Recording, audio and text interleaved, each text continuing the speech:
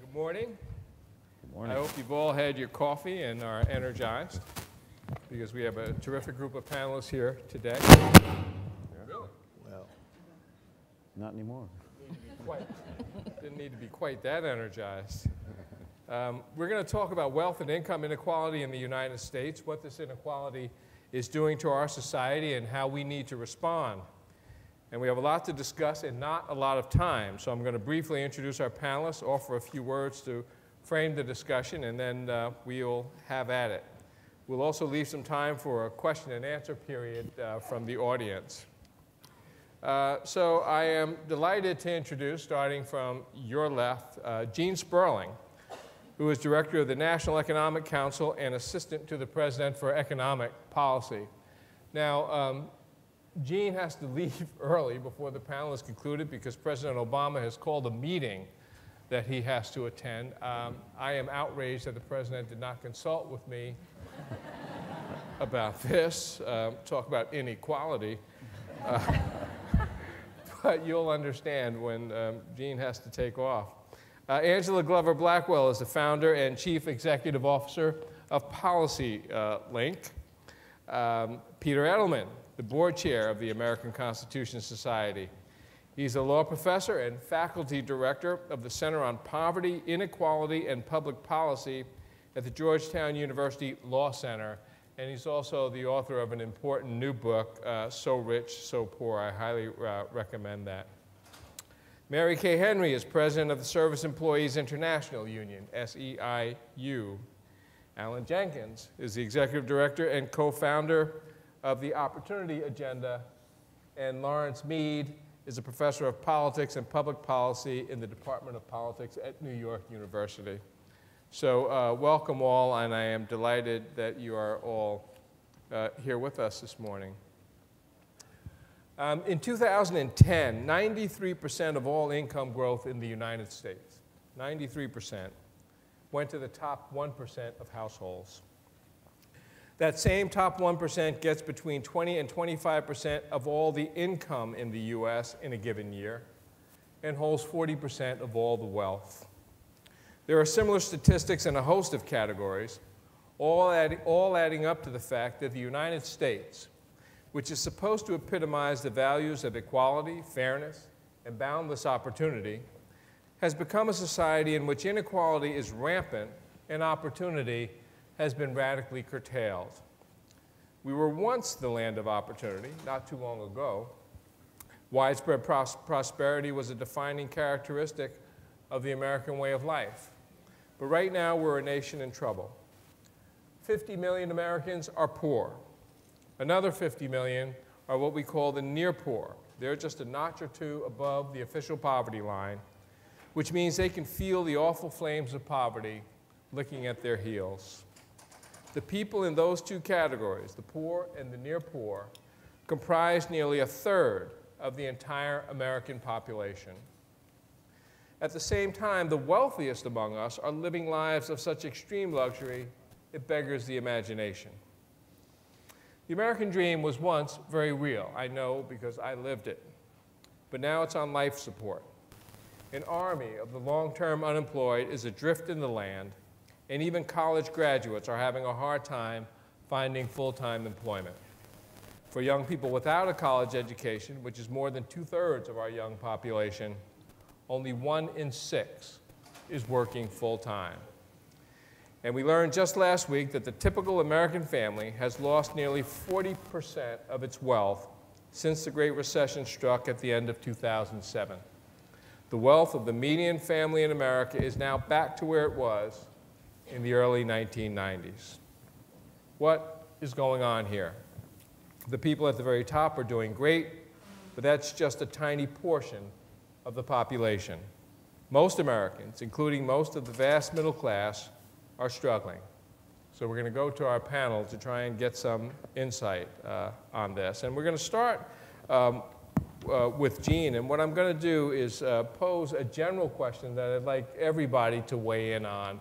And then we'll have some specific questions after that. It'll be a conversational format, so anyone who wants to interject anything on any topic, even when there are specific questions to a specific panelist, please do so. but we're going to start with Jean. And Jean, we hear so much about government. It's not doing enough. It ought to get out of the way, spend more, spend less. What's realistic in terms of how government can respond to such a complex, deep-seated, and long-term phenomenon as economic inequality? What sort of role should Americans expect their government to play? Well, thank you. Thanks for having me. You know, when I accept something like this, I always say it's always possible the president will call a meeting. I can't say I've had one worse time than this start. So this is the best I can do. So I'm going to try to run through a few points very quick, and then you'll be done with me, and you'll have the rest. You'll have this all-star panel. So I will add to the quality of this panel by leaving and giving you more time with them. But just one note, which is that, so we don't feel completely hopeless, you know, the 5 or 6 years at the end of the 90s, we actually did see a period where we had broad-based income growth. And income growth grew the same at all 5 quintiles. You still had a little bit too much, you know, a little increase in inequality to the top 1%. But the bottom 20% essentially grew as fast as the top 20%, the bottom and top. So that is just to say that in this period, we have seen that when we have a tight labor market and you have a progressive government who is committed to things like the earned income tax credit and worker training, et cetera, that it is possible. Now, what we had here was obviously 8 years after that, where we had unfortunate policy. We also just had, you know, a revolution of global competition that was leading to a lot more pressure on wages downward that I think increased the inequality and the dichotomies in the economy. And now you have on top of that the worst financial recession since the Great Depression. So this is unquestionably a difficult time, and some of those wealth numbers mentioned are probably a bit better, are somewhat better if you take it all the way up to where we are in 2012. You can see a blog Jason Furman and I did on the White House website. But that discussion on the economy, the global economy, ensuring that, as you said, the core foundation of what our country is supposed to stand for, which is that the accident of your birth is not overly determinative of the outcome of your life, and that you have a growing middle class so that we are a country that can make room for people to move up without having to move anyone out. That is the core of our economic aspirations as a country, and I think it is the right thing to measure by more than any particular economic data. But since I have a little bit of time and since the broader private sector issues are long and complex, I just want to mention 5 things about public policy that are important today that we should keep focused on, those of us who care about fighting against inequality. One, let's just take note of something that has gone well, that has been a significant progressive victory in the last 20 years, and that has been the expansion of the earned income tax credit. The expansion of assistance for working poor families, which has gone up 4-fold, $15 billion almost over $60 billion. It is something in which progressives fighting year after year have been able to say that if we have tax relief in our country, tax relief should not leave out those who are the most hard-pressed, those whose car costs and child care costs and state taxes, gas taxes, all take out more of their income proportionally than anyone else.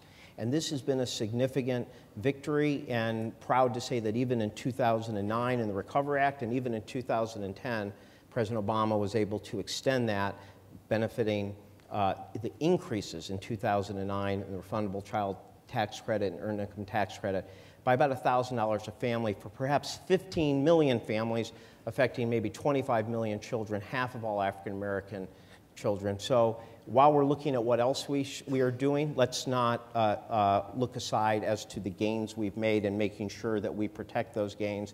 As you have debates on tax reform, it's important for those of us who care about this to keep our eye on not just what's the top rate, which is the popular political discussion here, but what happens to the refundable tax credits, the earned income tax credit that have meant such a big deal, and maybe taking make a difference of 4% in what the poverty rate is if you look at some measures. So that's number one. Number two, protecting the unifying bonds in our most important progressive programs. Social Security is harder for people to brutally cut because it is something that is progressive and helps those who are lower income and helps those who are in the middle class. And that has created a unifying bond for that program. Now, we're going to be in difficult fiscal times, so not every program we love is going to be prevented from getting any touched at all or any haircut at all. But there is a constant movement to have structural reform to segment off the poor from the rest of the middle class. When you look at the proposals on Medicare right now, many of them are designed to get the younger seniors, the healthiest seniors, to choose private plans so that they are segmented off and so that Medicare, which is now looked at as a great progressive program, becomes seen as increasingly a program that loses the support of the middle class because they've been segmented off into private plans, and those left in Medicare are only the very least healthy. We should be aware of those types of structural efforts to segment programs that now have broad-based support. Look at Medicaid. Look how the Ryan budget and others do harsh, unacceptable, just beyond the pale cuts, $800 billion. Why? Because they believe that apparently that there's no constituency, no lobby that's going to fight against that. So even there, a program that helps 33 million poor children, it's also very important to remember that it helps millions of middle-class families who are putting a parent or grandparent in a nursing home or have a child with autism or Down syndrome or other disabilities. We understand that in tough fiscal times, it is much easier for some to put the burden on those who are the least powerful and the least well-off and have the least influence in Washington. So I would say a very important thing is we cannot allow people to structurally do that type of segmentation. Third issue, while we have done well, I think progressives had on protecting the earned income tax credit, the child tax credit's progressivity, there is a constant pressure now to cut, and I know it's boring, the term may be boring for those who don't live in the budget world, but it's not boring, non-defense discretionary spending. It has already been cut to historic levels, and that may be what one has to do in such difficult fiscal times. But there is an effort to take it down another $1 trillion. And it can seem to many like just a pool of funds that you can always cut 10% more on. But if you ask, where are the programs for disconnected youth? Where are the programs for the broad middle class in terms of community college worker training, helping people get the skills so that they can turn some of the numbers Bob mentioned around? They are on the discretionary side. And when that number keeps coming down, you're going to find that NIH is competing against worker training, and Head Start is competing against clean energy research. And I think we who care about the programs that are most effective for fighting inequality, both for disconnected youth, but also in the middle class initiatives, have to be very, very careful to not let our elected representatives simply continue to go along with cutting back non-defense discretionary. And then the last point I make, Bob, is what you said. The issue of the long-term unemployed should be one of the most serious issues we're looking about in inequality. We all know if you're unemployed for 4 or 5 months, it is painful, it is inconvenient, it hurts. But people go on. But when you're out of work for 1 year, 2 years, 3 years, you often lose your health, you often lose your house, you often lose your spouse, and each year and each month you're unemployed, your chances of getting back to where you were in terms of income levels gets worse and worse. So while people are debating how much of unemployment is demand or structural, what we should be concerned about is not ensuring that there is not a new legions of structurally unemployed, because we're not doing enough right now to strengthen demand and get the economy going. The fact that we cannot get support for just bipartisan things like accelerating infrastructure funding, preventing teacher layoffs, things that could help the economy right now, are making it harder and harder for not just people to get jobs, but those who are long-term unemployed. And that is going to increase inequality in the future, and it's going to mean more of our neighbors, more of our citizens are going to be in more difficult situation. So those are 4 things in public policy right now that are very alive today. And for those of us who care about reducing inequality, having the vision of shared prosperity, a growing middle class, the accident of your birth not determining the outcome of your life, those are 4 tangible areas that we can be making a big difference in right now. Thank you so much, Gene. Really very much appreciate that. So now the general question for the remainder of the panelists. When I said that I lived the American dream, I mean, I meant it. I grew up in suburban New Jersey in the 1950s and 60s, the son of an upholsterer and a seamstress. And I've had a fabulous life since then. But it was typical for members of my generation to lead a much more prosperous and in many ways successful lives than our parents. That has changed, and we now have these extremes of inequality. So the question that we're going to address now is how did we get into this fix, such extremes of income and wealth inequality, and why should ordinary Americans care about it? And Peter, you want to start us off there? Sure. Well, thank you, Bob, and thanks to Gene for being here. Just might start by saying maybe the obvious. The question for the panel, the overall question was what's law got to do with it, and the answer is everything. Because what we're talking about is public policy. There's a lot of things that people need to do in their own communities that are private and civic, but we don't have public policy, which is law. We don't have what we need to do. How did we get into this fix? Putting aside the extreme problems of the recession. It started really 40 years ago, give or take, but 1973 was a year when a lot of things changed in the American economy when you saw the numbers. And that is, as we know, that the good jobs that people had, people in other parts of the country, well, some in New Jersey too, who were in manufacturing plants, had good paying jobs, those jobs went away. We know that, but what we don't focus on enough is the consequences in terms of what happened to the labor market after that. We did have new jobs that came along, but overwhelmingly they paid very little. A lot of things happened along the way after that. Mary Kay can certainly talk about this from living it in her work in the union, but unions have lost a lot of their power, I think very, very sadly, unfortunately, in our society and our economy. The minimum wage has atrophied, and of course, all of it is connected to being in a globalized economy. But you also can't discount the extent to which our politics started to change and the corporate and special interests that we see so much in control at the top now, Citizens United exacerbating that, really started with a concerted effort on their part in the 1970s, as well as changes in public opinion. But bottom line, and I'm going to say about a second problem, but and briefly a third. But bottom line, 50% of the jobs in this country now pay less than $34,000 a year if you have that job full time and all year long. So just think about that, because the poverty line is $22,000 for a family of 4, maybe up to 23 now in 2012. A quarter of the jobs in this country pay less than the poverty line for a family of 4.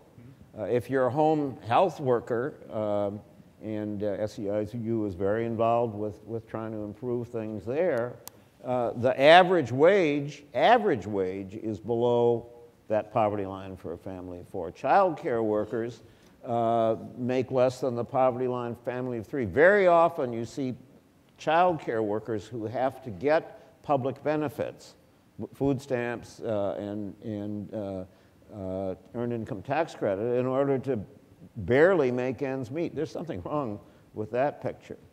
And those wages, that flood of low wages has not changed. Economy's grown. You talked about the numbers. We all know that all the growth went to the top. But that median wage has been the same. Hasn't grown, taking inflation into account, in 40 years. It's grown 7% in 40 years, less than 1/5% a year. Those are Economic Policy Institute numbers. So we need to understand that what we're seeing right now, what you talked about in terms of people just worrying about enough jobs going forward, we've had the problem of low-wage work for this whole time. So what's the consequence of that? Children are the poorest group in our country. It was the elderly. Public policy made it different. Social Security being indexed, the enactment of supplemental security insurance, SSI, the effects of Medicare and for lower income elderly Medicaid, all has meant that the elderly are poorer at a lower rate than the rest of the population. Still poor, but lower rate. Children live in households that have those, especially single mother households. And there's a long conversation to be had about why that happened. It cuts across racial lines. It's an international, happened in other countries as well. But one thing we do know is if mom is all by herself trying to raise that family and get a job that pays enough to support that family, all too often she can't.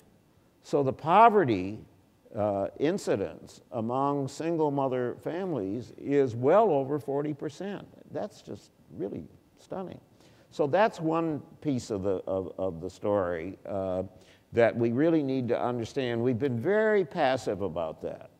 And I think it's one of the sources of the huge anger that exists politically in the country that's brought out, that's kind of catalyzed and brought out into the surface by the recession.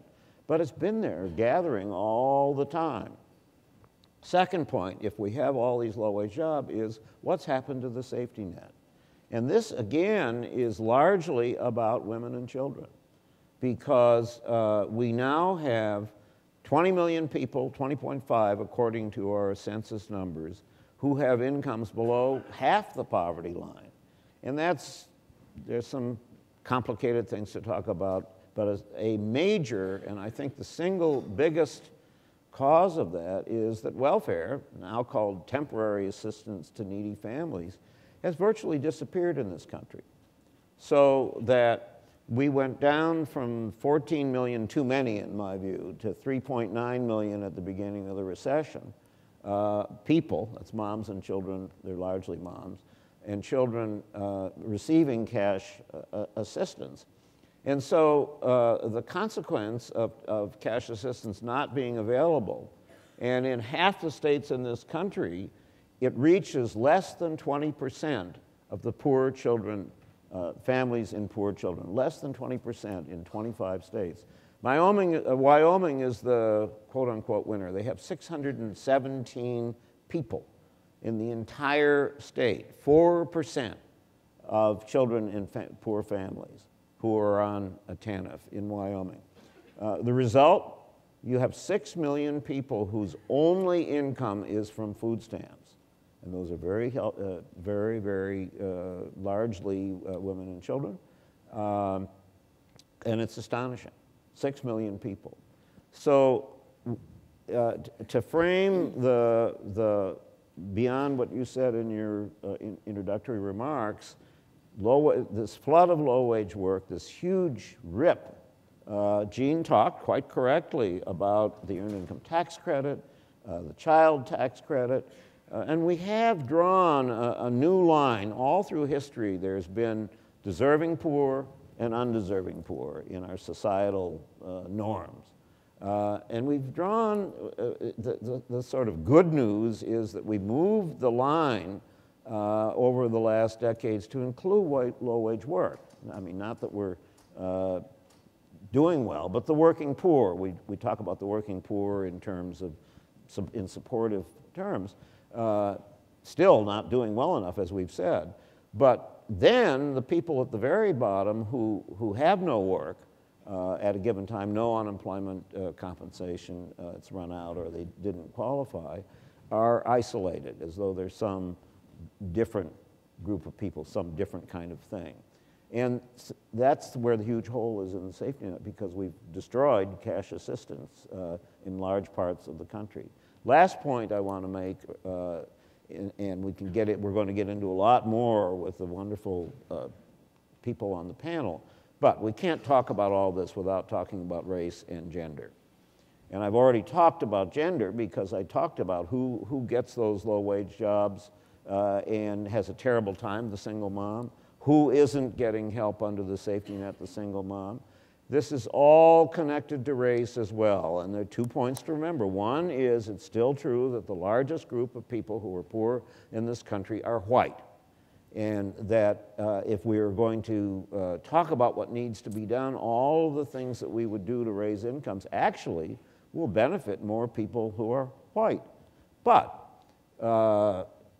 poverty among African American, Latino, Native American is 27%, white is 10%, and there's a long conversation to be had, but we certainly can't have a conversation about inequality in this country, about the 99%. And the 99% conversation has to go all the way to the bottom, and we can't have that conversation without talking about race and gender. I was going to go to Mary Kay next, but Peter has brought up the race issue. And Angela, you had specifically wanted to address that issue, so why don't you talk about it right now. Talk about the ways in which race is a crucial factor in America's economic inequality and what we ought to understand about that.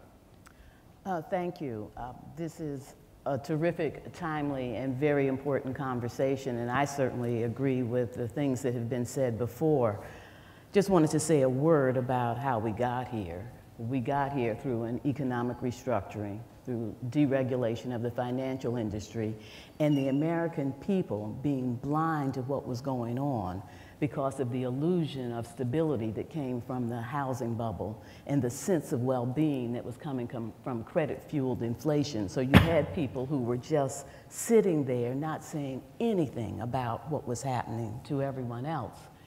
And in that context, people were forgetting about what was happening to those who are most vulnerable and have always been most vulnerable in society, those people who are Black, Latino, Asian, Native American, many Asians, Hmong, and others who live in deep poverty.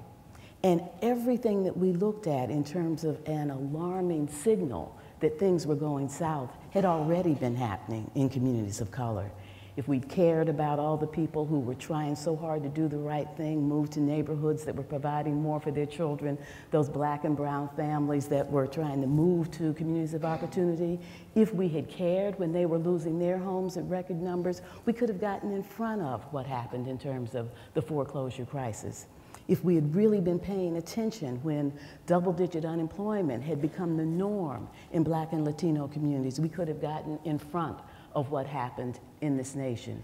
And so our lack of connection kept us from being able to see the writing on the wall. And as we think about the things that we need to do going forward, we need to do everything that's been talked about. And government has a huge role that it has to play. And that role is twofold. One, we have to lift up the universal goals of education and health and well-being. And then we have to target strategies to make sure that those who need the supports, who are in communities that are often isolated, who are struggling not only with what the poor white person is struggling with, but also with discrimination, that we're targeting strategies to be able to make sure that everybody can move forward. The story of America has been one of economic mobility. We've had some dips, but in general, people have felt that their children would do better. And that's just not true anymore. Peter started to refer to it. For Black children born since 1961 in the middle class, 45% will slip into poverty. will slip into poverty. For daughters born poor, 47% will stay there. So this notion of economic mobility is just gone. So as we think about the issues of how to be able to move forward and understand the role of government, I think we have to remember what Senator Harkin talked about when he talked about the special role of government around civil rights. That if ever government has an opportunity to step up, it's when our private values are not taking care of the things that are essential. The private values were not in favor of full participation at the time that Black people were being shut out completely before we got into the civil rights era, and government had to step in. The private sector is not dealing with the problem of inequality in America, and it's impacting people who are of color in ways that are deep and long-lasting, but it's impacting everybody. We need for government to step up and acknowledge the universal goals we have and then to target. When we come into what we need to do, I'm going to talk about the impact of place and place-based strategies. I want to talk about what we know in terms of the needs of the economy and how we target to make sure that people get the resources they need to fully participate. And I want to talk about the scandal of incarceration and how as a nation we have got to do something to reverse that before it becomes too late for individuals and communities to be able to rebound from what has been an outrage. Just picking up on what you two have been saying here, I mean, we now have a situation where so many of our office holders and political candidates will talk only about the middle class as if that's the only important sector of the economy, but you cannot deal with the inequality that's going on in this country, and you cannot bolster the economic standing of the middle class if we can't even address the issues of the poor and racial issues in this country. It's just, I mean, it's just not possible. Mary Kay, as the leader of such a large and crucially important union, just give us a bit of your take on how we got to this state of affairs and why ordinary Americans should care about it. Thank you. I think that we've covered the ground well on how we got here. I just wanted to acknowledge Angela's rage and join her in it. And thank the ACS for creating a panel about inequality, because as I hear these statistics, I don't know about you, but every time I do, my blood boils. And I think more of us have to be completely outraged that in the richest nation in the world, that we have allowed for 40 years of both government policies that have flipped the tax system on its head and have systematically dismantled workers' ability to join together and lift wages in this country, and have a public education system that is being completely eroded from allowing everybody to have equal opportunity. And so those are the three things that I think together, Peter and Angela have spoken to it much better than I can. I think that what we have to do about it is inspire people's confidence to believe that we as a nation can change it together. And I think about the last 24 hours in my union, and there are courageous acts happening every day. Many of you in this room help represent people when they get into trouble around exercising their rights, which we need partnership and community with you more than ever. There was a home care worker that I spoke to via Skype in Ohio yesterday as we were training hundreds of our members that are going to begin doing education and outreach around what's at stake in this election. And she used to be a union home care provider in the state of Ohio, but when Governor Kasich got into office, he eliminated her rights to collectively bargain. So her $11.50 an hour job became an $8 an hour job with the stroke of a pen in the state of Ohio. And she's staying inside the union and continuing to organize, but it's an example of one of the people that Peter talked about. And then yesterday, our Houston janitors, who earn $8.35 an hour and are trying to collectively bargain to raise wages $10 an hour, with owners of buildings, Chevron, Exxon, mostly oil and gas owners of buildings having record profits. You know that the exec comp of these corporations is now through the roof in our country. An $8.35 an hour job where a worker is now cleaning the equivalent of 40 homes a night, and want $10 for the work they do. This whole point that Peter made about low-wage work in this service economy, that we've come to settle for the erosion of wages and not thinking about how all work has value, and that people that work for a living ought to be able to support their families on one job, not 3. But because of this low-wage service economy, workers are now spending maybe an hour with their children because they're trying to figure out how to feed and house them, and hope they can do their homework, I guess, through the ether or something. So that's the pressure, I think, on people. And I have to tell you, the thing that our union thinks about, together with people like you and allies all across the progressive movement, is that we have to make this inequality the #1 problem that our nation has to solve. And that we have to have government step up in the way that Angela just challenged. But we, as a labor movement, together with the community movement, I think need to create the conditions for millions of workers to join together and lift wages again in this country, so that we can have the period that we had the 25 years after World War II, when wages were rising with productivity, and when 30% of workers were collectively bargaining, all wages were rising. And I've had the gift in SEIU of seeing that happen in my lifetime, long after it stopped happening for other workers when I was organizing hospital workers in LA. And because they had the courage to resist a huge anti-union campaign for 10 years, to form a union, 18,000 workers lifted wages, got fully paid family health care, and then the non-union industry, because we had hit the 30% in the Southern California market of people that were collectively bargaining, the non-union industry raised wages 7% and provided health care to all employees. And so you know that if we can, and I think government policy and work with people like you all that can help, together will help create the conditions. But I have been challenging our members to consider what we do differently. And I was inspired when Senator Harkin reminded us about the individual acts of courage that are required for the kind of change.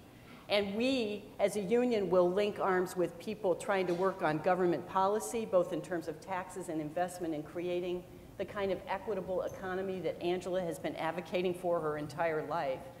But I do think that there is a question about how it is we rethink the American economy and create the conditions for millions more workers to form unions. And then I think we have to completely overhaul and reinvest in a public education system so there is access for all communities.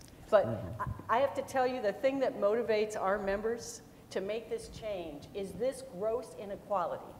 And the notion that the 1% by themselves could flip things if we had a more equitable tax policy makes our members incredibly motivated to reach out to non-union workers and begin to create a turnaround together, which I am completely confident that if we made the decision as a nation, we could make happen in the next 4 to 8 years and begin our 40 years of shared abundance again and reject the power struggle that we're having now with conservative values.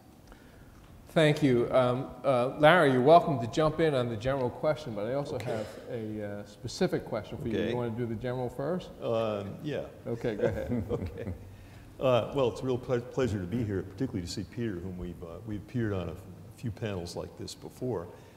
The main thing that I hear in previous comments is that, yes, there's growing inequality, but there are also some counter movements towards more equality. One of them is the EITC, another is the union movement. But I notice that those counter movements depend on employment. There have to be people working in order for them to make the claims for greater returns that you're talking about. And the thing that no one has mentioned is that actually we have falling levels of employment among low-income Americans. Fewer of them are working. The main problem they have is not that they're working at low wages, this is not working at all. In 2010, only 34% of poor adults worked at all in the year. Only 8% worked full-time and full year. That is the main reason. We have a reason, anyway, why we have growing inequality. If the rich are making a killing, and they certainly are, and the poor aren't working at all, then it's hard to see how you have a basis for greater equality. I note, however, that as Gene Sperling mentioned, in the 90s, the late 90s, inequality paused for a while. It actually was constant or declining for a while. Well, he didn't mention the main reason, and that was welfare reform. We moved a whole lot of welfare mothers into jobs, and that actually caused inequality to go backwards for most of the 90s because we had more income at the bottom of society. But today, we have falling work levels among the poor. Many of the welfare poor who went to work are now not working, and men are working less than before. So we have a falling work levels. Now, many will say, well, that's all due to the unemployment of the economy. It's all due to the recent economic crisis. On the contrary, these trends go back well before the current crisis. And we can't assume, even with 8% unemployment, that jobs are really unavailable. My sense is that most of the job scarcity is among the middle-class jobs. Those jobs are scarce. And it is indeed hard to find a middle-class job today. But there's a lot of unskilled jobs, lower-paid jobs, which are, in fact, available. There are a lot of indications of that. You hear this when you talk to people at the local level, as I've been doing. You hear it as well from community organizers who will not claim that there are no jobs for the poor. Their problem, of course, and it's true that if you get a job, you don't necessarily have enough money to live on. That's true, but that's a different and a lesser problem. We can solve that through various measures like the EITC. One thing that the government does that's quite revealing, in the poverty tables, they ask people who aren't working why they're not working. In both 2009 and 10, only 12% of poor adults who were not employed said the main reason was they couldn't find a job. That was the least common reason given. Other reasons like illness, or I'm in school, or I'm retired, or I'm taking care of the family, all of those are more important than inability to find a job. So yes, there may well be an employment problem in a sense that we don't have enough well-paying jobs, but we do have enough jobs for people to work at some job. And that ought to be the first step towards a more egalitarian economy. In fact, we have some jobs that are not even being filled today because we don't have enough people with the skills to do it. So the main problem here is getting work at some job. So what I would do, the main thing that I'm interested in now is expanding work programs for the groups that have particularly low work levels. And I'm thinking here of poor men who are owing child support, not paying it, also people coming out of prison, going into reentry. They also need higher levels of work. For them, it's time to expand work programs so that they can work and also they have to work. We should expect them to work, but at the same time, we should have wage subsidies for them so that if they work, they get a better deal than they're getting now. So the way forward, it seems to me, is to raise work levels. To do that, it's not going to be enough just to get back to a full employment economy. Not going to be enough just to force wages higher. You have to get people to go to work and stay working. And that's not going to happen without some measure of enforcement at the bottom. And for unemployment, for people who are long-term unemployed, it's time to start offering them jobs rather than simply unemployment benefits. We need to move people into jobs that they can get, not necessarily jobs they used to have, but again, they must be working at something for there to be a claim for a more egalitarian outcome.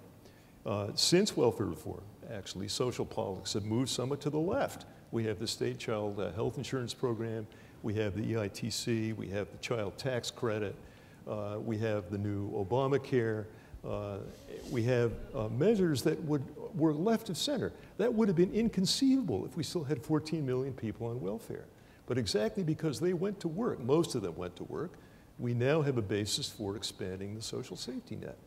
If you could do the same for non-working men by getting them to take jobs and stay working, then although they would be low income, they would be better off than now, and they would have stronger claims for a better reward in future. So a precondition for a more egalitarian society is a working society with higher work levels than now. We need to recognize we have a problem here, and to solve it isn't going to be enough just to increase wages or get the economy back to full employment. We have to approach it like welfare reform. It has to be a combination of what I call help and hassle. Yes, we will help you, we will subsidize your wages, but you must work, and we have to insist on that. And if we do that, then we can get back to the kind of populist, egalitarian, working society that I think we all want, and I want as well. Do you have a sense of how many, even roughly, poor people who are able-bodied, who are not retired, Yeah. who are not in school, but are not working. Yeah. I mean, that you Because parcel out the all follow-up that. question is, what are they correct. doing? How are they surviving? Correct. Because Well, they're not getting welfare. They're not, and that's an issue with welfare. When Peter and others have pointed out, about 40% of welfare leavers did not go to work. They don't have apparently income from either TANF or from employment. The most likely answer is they're living with people who do have employment or who have some other government benefit, and that's why we don't see active hardship. We see groups that appear to have no support, and yet they're not on the street. So clearly, they're surviving in some manner. I think part of the answer here is to complete welfare reform. There are many states which haven't really been serious in expecting work. Most mothers are better off if they go to work, and then we can also help them. We have EITC and these other benefits. So we're moving towards a work-based safety net where we say, if you work at some job, we will help you to make sure you can survive. But what we shouldn't have is a non-work safety net, and that's what we've increasingly turned the UI system into, and also food stamps, where we don't have serious But work the UI requirements. system is basically going to come to a conclusion, right? I'm not sure about Fairly that. soon. We still have extended I mean, benefits. that long, I'm talking about the Yeah. extended benefits. That's we're gonna- getting pretty that- much well, to the end of that, I hope so. I think. But we need to consider some form of work program for people on UI who are long-term, because it's true that they may need some help to get back into the workforce. And again, we can't just offer something like this. We have to say, as a condition of UI, after a certain point, you have to be in work, or you have to be in some program. That's what they're doing in Europe. They're approaching unemployment benefits very much as we have welfare reform. They say, well, we'll support you, but US, you now have to enter a work program. And I think it's time for that in long-term UI. It's also time for that in child support, prison reentry, in the states that haven't implemented What would make welfare us think, though, since that didn't happen with welfare reform, what Yeah. would make us think it would happen with this next step for people who are not even getting welfare? What would happen? That we would begin to provide a way, an entryway for them into Yeah, jobs, yeah. and then supports for them, including even possible wage support. So Well, we have wage What makes us supports. think that we would be willing to do that? In the case of welfare reform, we didn't have to do it in general because jobs were so plentiful. In the 90s. In the 90s, that's right. There were really only two places where there was large-scale job creation. One was in Wisconsin and the other was in New York City. In both of those where I was involved directly, there were special conditions that made that necessary. It wasn't in general necessary. The private sector provided the jobs. In the case of men, however, the low-income men that I'm the most concerned about now, there's more reason to think that some of them are not going to be able to find a job on their own either because of the racial dimension or because they're ex-offenders, and many employers won't hire ex-offenders. So for these groups, I think we have to be prepared to guarantee jobs. Now, that doesn't necessarily mean that they're government jobs. They might be private sector, but you replace a person repeatedly. But it would require an investment. Yes, it would cost some money, but not very much. I estimate the key groups you could put to work for something like $1 to $5 billion a year. Not a huge sum by today's standards.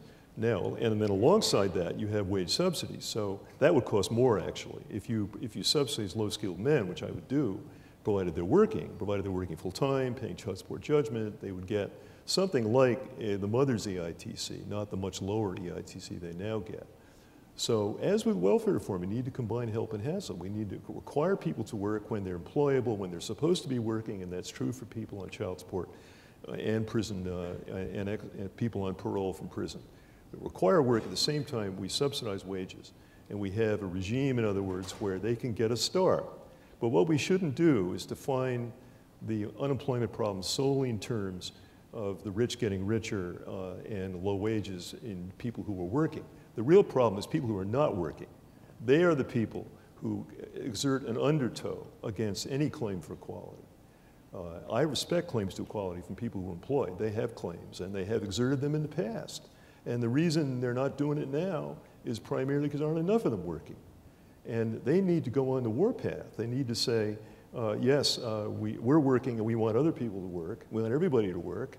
And after that, we can talk about redistribution. Redistribution comes after people are employed, not before. You can't really talk about that until you have a return to a working class society at the bottom of America. And we don't have that now. Alan, you've been very patient. So you pick up on whatever aspect of this conversation you'd like to at this point. Great. Well, thanks, Bob. I'm tempted to pause and say that I think Larry's really giving us a false choice between no job and a crappy job. We can do better than that in the richest and most powerful country in the world. And I think it's also disconnected from the reality of how Americans live. I think when we spend any time with low-income folks, including working poor people, you see immediately how many people are desperate for a decent job that allows them to hold things together, that allows them to leave their kids knowing that their kids are safe so that they can go to work, that allows them to meet basic pay for housing in an era of unaffordable housing. But I'm not going to do that. What I'm going to do instead is to back up and talk about your original question, which is how do we get here? And I want to focus, I certainly agree with what most of my colleagues have said, but I want to focus on three things: values, investment, communications. Number one, values. We have forgotten that we're all in it together as a society, that we share responsibility for each other as members of a common nation, a common people, and that opportunity, this profoundly, it's not uniquely American, but it's a profoundly American ideal, that everyone deserves a fair chance to achieve his or her full potential. That takes work and it takes investment. It doesn't happen by accident. When we've invested in greater and more equal opportunity as a nation, we've all prospered, we've all moved forward. The 90s is certainly not the only example of that. When we've gotten away from those values, we've fallen back towards greater inequality and lesser prosperity for everyone. So, excuse me, when you ask, why should everyday Americans care? Everyday Americans are suffering from the obstacles to greater and more equal opportunity, and we are also suffering from the extent to which our neighbors do not have opportunity. If my neighbor loses his or her house in foreclosure, that harms me. It harms me from a value standpoint and as a neighbor, but it also means that my property values, safety of my neighborhood, the ability of my kids to interact with their kids is also harmed. So values. Number two is investment. We have significantly disinvested over the last several decades in the public structures that make opportunity possible. In quality education and affordable higher education, in affordable housing and the possibility, the dream of home ownership under fair terms, for decent wages, labor protections, civil rights protections. And again, the less that we have invested in those things, the more our entire society has suffered. And it's a big part of where we are today, not just where we are today in terms of our economic crisis, but where we are today in terms of staggering inequality. And finally is communications. We as progressives have not told our story effectively. We have not connected to those values that are broadly shared in our society. We haven't told a big story. We have tended to focus on the small bore solutions to the exclusion of the big story about where our society ought to be headed. The small bore solutions are important. Earned income tax credit, hugely important, right? It is not a transformative solution. It's a slapdash solution to an unequal system. We need to be talking about why our society needs to be moving towards a true vision of opportunity for the 21st century, why that matters to everyone, why we need to invest in that. We need to be doing that in small ways, but also in some big and transformative ways. Angela, I'd love to pick right up on that if I could. Sure, I was going to ask you a question, but go for it. Thank you, and maybe I'll answer the question you were going to ask me, because I think that that is so important that we really focus on investment and we think about the future of the nation. One of the things, and I'm not sure, Alan, how to message this, and I know you will help me get the message right at some point, but it is a reality that we've got to face, and that is that we are rapidly becoming a nation in which the majority of people will be people of color. Already, nearly half of all children are. By the end of this decade, half will be, and you all probably heard a couple of weeks ago, the majority of babies being born now are babies of color. So as we think about the future, whether we think about a future that has a broad and stable middle class, a future that has a workforce that is really prepared, a future in which we have a democracy that is vibrant, whatever the future is that you will want, it depends on what happens to this cohort of children who are now going to be rapidly moving through the nation for the rest of our lives. That if we don't figure out how to invest so that we have those opportunities, it doesn't look good. And one of the things that I worry about in terms of having the public will to do all the things that we've talked about and more is that our racial divide in this nation is becoming a generational divide. And by that I mean our inability to connect across difference, which is very real, keeps us from being able to have that connection to the next generation. So public schools, public transportation, infrastructure, neighborhoods that are healthy, thinking in big ways about how to move forward, that if we don't see our future when we look at this next generation, we're not going to make the investments that are needed. And so I say the thing that I know is hard to hear, that if we don't overcome our racial disinterest in the other, we are going to end up putting all young people at a disadvantage. So if a young family moves to a city and they're white and they want to use public schools, they're going to be disappointed because our racial divide has become a generational divide. Thank you, Mary Kay. You know, the decline in the cloud of unions has paralleled, and you know, I think many people think obviously it's intertwined with what has happened to ordinary Americans, the middle class, the poor, et cetera, over the past several decades now. With the recent recall election in Wisconsin, there are a lot of people who are quick now to say, you know, it's all over for unions, you know, it's finished, kaput. You know, I think that that is not the case. But it is the case that labor has been hurt pretty badly. So what's being done and what can be done to revitalize the labor movement so that it can play a much stronger role in reversing these inequality trends that we're talking about today?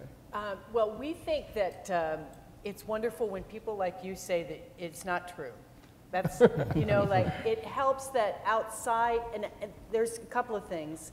I think we need to stop assuming our identity as labor and assume an identity as working people in this country. Mm-hmm. And that we need, as a force, to stand for all people and deal with poverty, racial discrimination, the things that are much broader than the wages and benefits of our members, which is how we've gotten defined and attacked as the inequality has grown. I think that's what Walker's divide and conquer tactic was so successful about, which was dividing workers against each other based on a systematic assault on allowing tax policy to be a part of this terrible inequality. And then, so I think labor has to stand for minimum wage, tackling poverty, Medicare, Medicaid, Social Security, that we need to think more broadly about our role in economic justice and reforming the democracy. And we also have to imagine how we inspire millions more workers to join unions together with community allies. And I think create forms of collective bargaining that we have yet to imagine, which our union's done with family child care providers and with security officers and with home care providers that people thought 15 years ago those workers don't have the legal right to form a union, and we worked with wonderful people in attorneys that helped us create ways to make new law to allow for those workers to have the rights to join together. So those are a few of the ways, but I think our fundamental role right now is we have to believe what you have imagined is true, that we can revitalize a workers' movement in this country that will allow for us to play a galvanizing role in the economy along with bold government action that's going to restructure the economy. Thank you. We're now going to ask some questions about what we can do about this dreadful state of affairs we've been talking about. So Peter, if you had one or two steps that you could take in terms of public policy or whatever for that matter to begin to reverse this inequality trend that we've been stuck in for so long, what would they be? You know, I hate that question. Of course, I get it. All of us, I'm sure, get it all the time. And the fact is that there are just a whole lot of things that we have to do. But I was very taken by what Alan said about making sure that we focus on the bigger frames. Because I think that's right. A lot of the remedies, especially in the immediate future, are specific things like EITC, but also looking at the question, I have a great difference with Larry that we won't have time to go into fully about the situation of people who are without work and just who they are and what that's all about and so on. And one of the things that I agree with Larry, sorry. We have an economist friend. Yes, we do. Yeah. Is about work. Yeah. And we go at it differently, but work is central to dealing with poverty, to dealing with people's self-respect, to being an inclusive society. So if I have only one answer, it's about how do we make work and including the broader thing that you talked about, Mary Kay, of not just looking at people in terms of wages, although that's pretty important, but the broader aspects of it. So then we'd have a long list of things, Bob, that we would talk about in relation to getting people an adequate income. You can go into some of them. Well, no, but they're fairly obvious. The minimum wage, the strengthening of unions, the work supports that a decent society has for people who are actually on both the working and the safety net, but health care for everyone and help with housing, where the programs that we have reach only 1 out of 4, the public housing and housing vouchers reach only 1 out of 4 who are income eligible, and help with child care, help with going to college. And then the question, which interesting in terms of the sort of conservative liberal conversation that Larry brings up is income support for people who are working. Anyway, that's a list of things there, and we do need to understand that we have a long way to go to get an adequate income to everybody, and that we're not having an honest conversation about that. And then on my second thing was, because I see how I count. I like it. Yeah. My second thing is the question of what has become a much, much bigger problem of people who have these very, very low incomes. Twice the percentage since 1976, 3.3% then, 6.7% now, below half the poverty line. We've got to talk about that. Now, Larry says put people to work. I agree with that. Jan Schakowsky has a bill. I don't know that Larry likes that bill, but I think it's terrific, which is the WPA kind of in the 21st century. You don't have to force people to do that. A lot of people will be delighted to go take those jobs. And, you know, you have a sorting question of somebody who's going to have a job anyway and things like that. But we really need to be talking about how do we put America back to work, and that's something that we haven't done that we should do. But there also needs to be income support, and there's a long conversation that Larry and I have had many times about welfare, and I won't go through it here. I think for purposes of our conversation here, it's a sort of a side issue, although it's very important. But then we would go on, and I will stop, but we would go on to how do we invest in our children from prenatal on through early childhood, et cetera, in our schools, and getting everybody the education that they need to participate in the 21st century economy. That's vital. I mean, you see why I don't like that one or two things. So anyway, that's some of the things. I completely agree, and have been writing about this for so many years now, about the crucial aspect of employment. I mean, you have to put people to work. This society cannot function properly if people are not, if people are not working. We've almost lost sight of the goal of getting as close as we can to full employment. But we're talking about inequality, and I don't see how you can talk about inequality without talking about redistribution of income, which is a no-no in this society.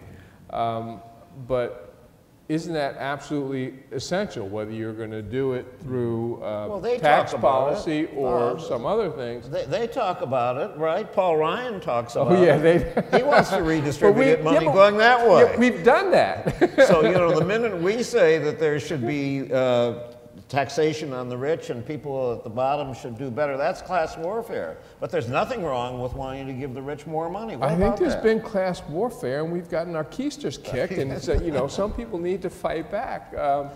But sure. Yeah, I wanted to hit just your question about specifics, and I do give Larry props for having specific, concrete solution that is rooted in getting people to work. So we disagree about methods, but I think you know, all credit is due. I think, you know, tax policy we've identified, and I think just thinking, again, returning to my first point, we haven't talked about tax policy as a moral document or as a policy document. We act as if it's, you know, a financial instrument, which it's not. But let's take two other quick examples. American Constitution Society just published a white paper, of which I'm a co-author, proposing an opportunity impact statement as a mechanism. So whenever federal funds are used for a construction project, for instance, there's an environmental impact statement that asks, you know, what will be the effect on the environment of this project? We should also be asking, what will be the effect on opportunity of the use of federal dollars? Will it be creating jobs or restricting jobs? Will it be expanding opportunity? If it's a highway, will it be connecting low-income communities to healthcare and education and jobs, or will it be restricting that? Will it advance equal opportunity? Will jobs for women be as likely as jobs for men? Will communities that are cut off? This is a mechanism that can be used at the federal level. It can be used purely by the executive branch, so it doesn't require congressional action, but it could be legislative. It can be used by cities, by states, and it is revenue neutral. It simply asks, when we invest as a society in any project, are we ensuring that we're creating greater and more equal opportunity? That's a short-term fix, and you know, some in the audience may be thinking, well, that's just the kind of small-bore solution that he was just criticizing, but in fact, it's transformative. If we were to say that every time we invest, think of TARP, think of the stimulus, think of the rebuilding of New Orleans, if we had embedded that equity principle in those processes, how many more jobs would have been created? How more equitable New Orleans would be today? How much less heartache we would have had with the financial industry?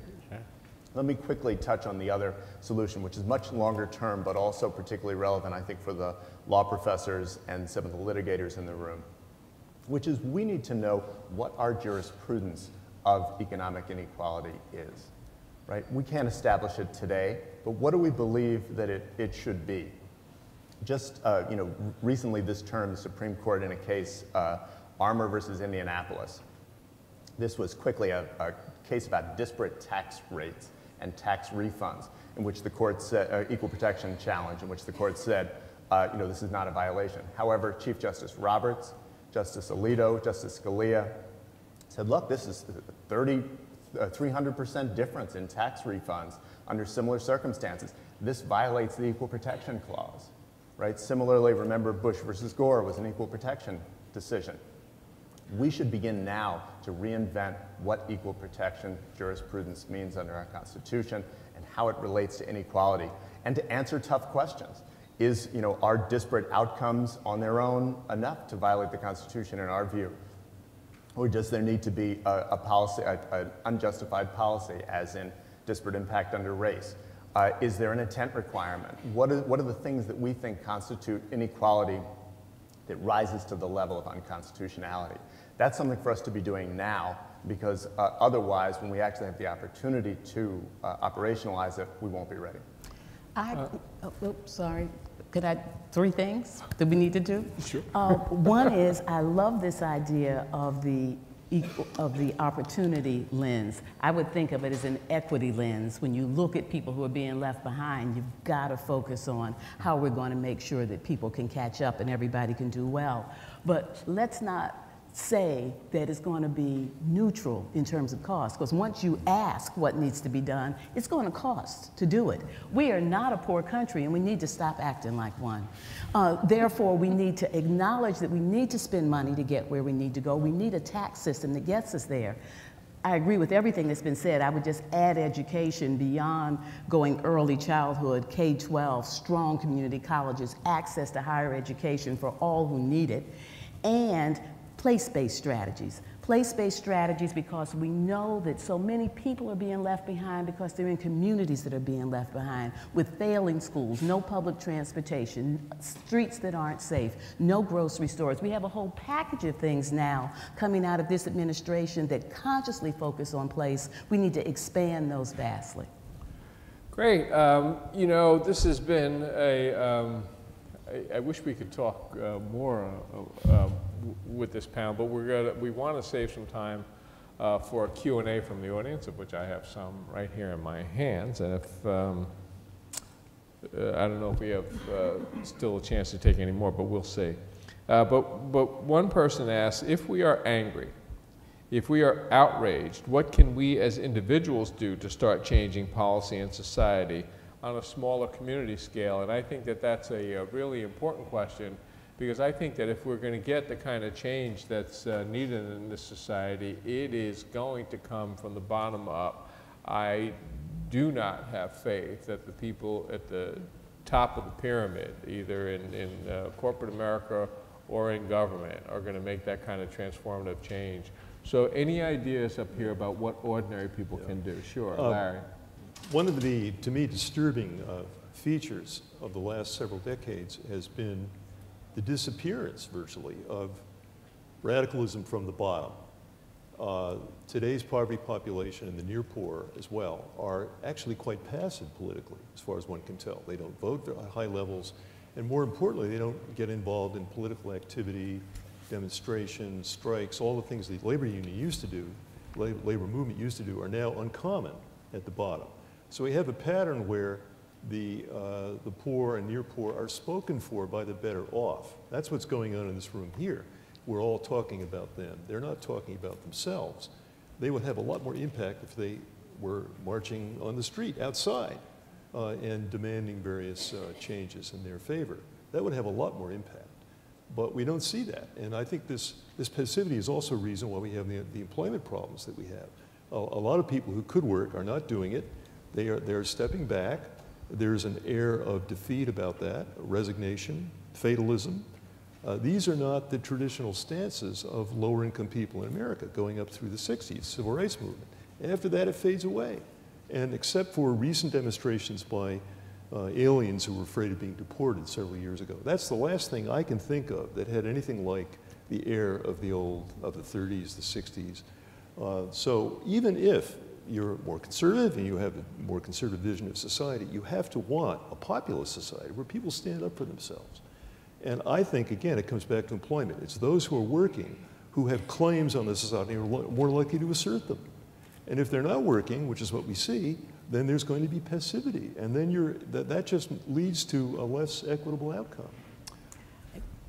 I don't, that's not my life experience at all, or recent engagement. And if you just look at the work in the last 2 years, I think people are deeply concerned. I think Alan talked about desperate in low-income communities to figure out how to string things together. So I don't see it as passivity as much as the stress that has been put on people in the most vulnerable parts of our nation is being galvanized, and sparks are flying. I think people want to resist, and as individuals sit at kitchen tables and connect the dots on the analysis about how there has been the greatest concentration of wealth in our generation, and we are not going to leave this world a better place to our children, that more and more people are willing to take action. So I would encourage the individual to get active in your community in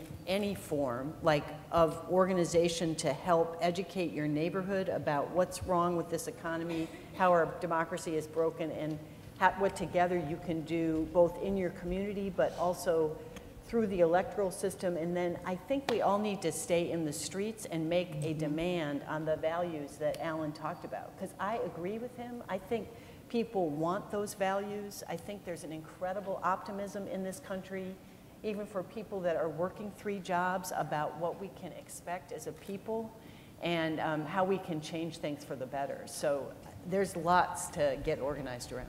I've been traveling the country making speeches about more civic engagement. I just think that I couldn't agree more that this idea of become involved in whatever issue interests you. It might be local school issues, it might be environmental issues, it might be politics, but whatever it is, just get more and more people involved. And I agree with Larry, more protests. Get out there, you know, raise hell, get in the streets, and let your voices be heard.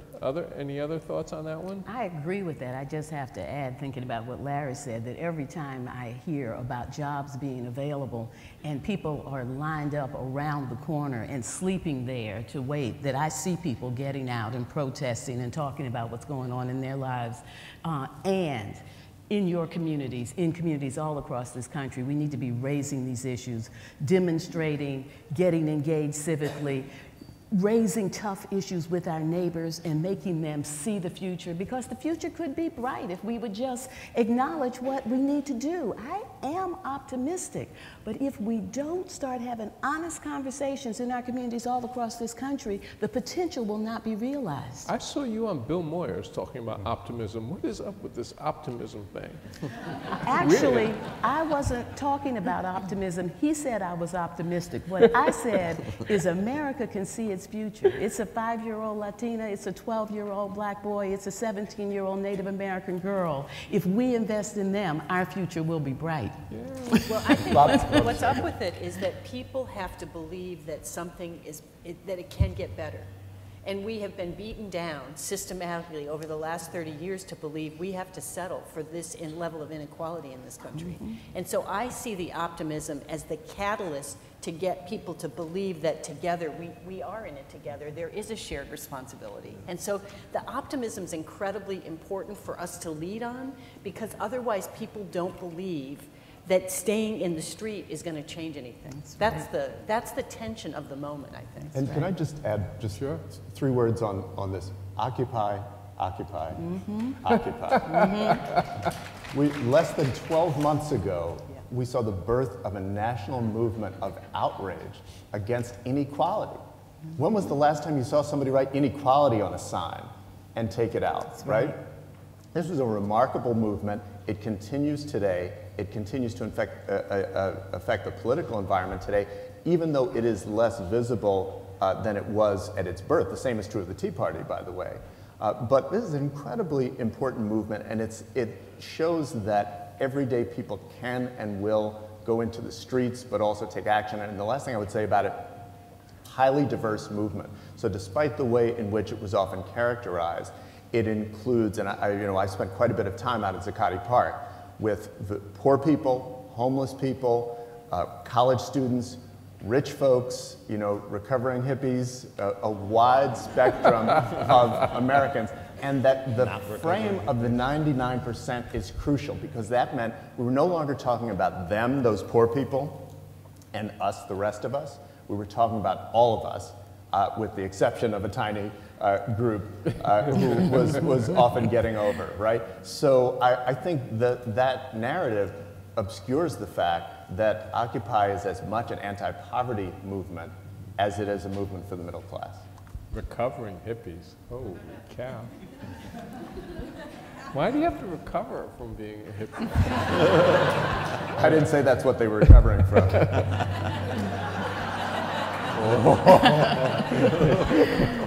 This panel is taking a turn.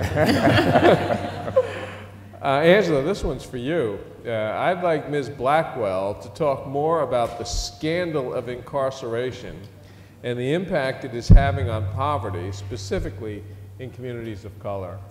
We incarcerate more people than any nation on the face of the earth. Disproportionately, the people in are black and brown, but not exclusively. I was just hearing the other day that in some places, Native American women are the majority of the women who are in prison. We really have turned to incarceration as a way to deal with inequality and people being left behind. It has to stop. What we need to do is to understand more deeply that the people who are in these prisons are not people who can't make contributions, and people are not there because of violent crime. Some are, of course, but a lot of people there are in because of drug offenses. They are people who would like to be contributing members of their communities, and not only are we putting those men and women at a disadvantage, but we're creating a legacy of absence in communities all across this country. What do you think it means when you pull the men out of community and then you expect the women who are left to be able to provide what's needed economically for people to have everything that they need for a vibrant community? We need to get rid of people having to declare that they've been incarcerated every time they apply for any job. There are lots of jobs for which that makes no difference at all. New strategies I see happening in communities where it doesn't come up until the interview. So at least let a person get a chance to get in and show what they can do. We need to make sure that when we bring that equity lens that Alan was talking about, that it applies to people who've been formerly incarcerated. Read the new Jim Crow if you haven't. It is just so shocking and sobering, will outrage you, but it also lets you know that we can get out of this, but it's going to take public will to do so. Anybody else have a comment on that? Amen? Yeah. Amen. I'm edging into the criminology world. I've been put on a committee at the National Academy of Sciences on how to minimize incarceration, and I'm learning a lot about it. I'm disturbed by the numbers that Angela cites, but I would say that we can't simply declare that these men are victims. We have to say that we have an alternative to prison. It's not enough to say let's have fewer people in prison. We need to have something that substitutes for prison for people who need to get their lives together. So I think, again, it comes down to work programs. We need to have more effective prison reentry programs that will allow people to leave prison earlier and then be acclimatized to the workforce before their sentences fully end. That's what we need. We need effective work programs. Now, we fortunately have some prototypes that look pretty good, and I think we can make some movement in this direction. But you can't beat prison with nothing. You got to have an alternative. That's the main thing I would say. Good idea. I would just add that we do have to go back to the beginning. That is to say, not only looking at ex-offenders and looking at opportunity after that. Cradle to prison pipeline. Exactly. Absolutely. And maybe that's all that one needs to say. It's about schooling. It's about, in certain neighborhoods, the whole kind of way things are. And it's not just, in your point, Larry, it's not just cradle to prison pipeline. It's really cradle to nowhere pipeline. Because there are so many more, particularly young African American men who actually don't end up in the criminal justice system, and young women.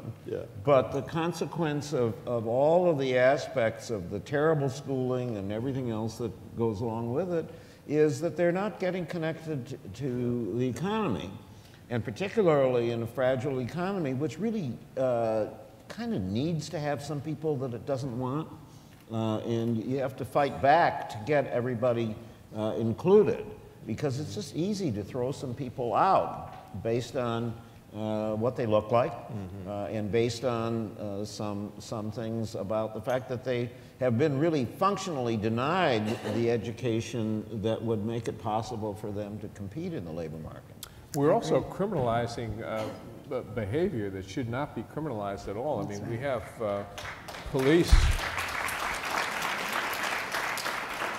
going into schools and arresting youngsters for offenses that shouldn't be criminalized at all. I mean, a kid comes to school, a Boy Scout comes to school with a Boy Scout knife, and under zero tolerance policies gets arrested for that. Well, that's just not the right thing to do. I got in fights in the schoolyard in a parochial school in Montclair, New Jersey, but I didn't get arrested for that. The gym teacher said, cut it out. if you guys are going to fight, come down to the gym and we'll give you a pair of boxing gloves. Well, if he had been a cop assigned to the school, I would have been arrested. I went to Florida where a little girl in kindergarten was arrested because she had a tantrum in the classroom. They actually put her in handcuffs and put her in the back of a police car and took her away. The handcuffs, her wrists were too small for the handcuffs, so they put the handcuffs up around her biceps. So we really need to, we need to take a much closer look at this. There's some other good questions here, but I'm getting the signal that we are running out of time, which is really a shame. I think this group has been fantastic. I'm going to wrap it up here, and I hope that we can leave thinking about the ways in which extreme wealth and income inequality are threatening not just the livelihoods of millions of Americans and their families, and not just the futures of millions of American young people, but the very viability of American democracy itself. One of the issues that we did not get into, which I had hoped we would, is the increasing influence of big money and what that's actually doing to our democracy. But we have to wrap it up, so maybe a round of applause for these wonderful. Thank you so much. Thank you very much.